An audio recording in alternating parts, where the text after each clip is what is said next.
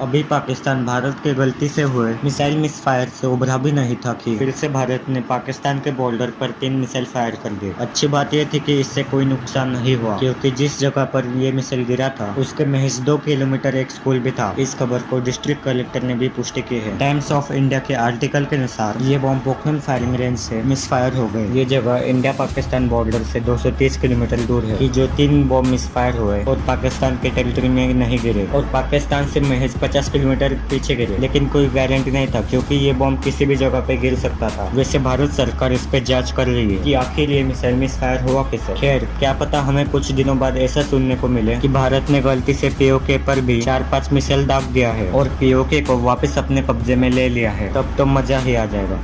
कौन है ये लोग? कहां से आते हैं?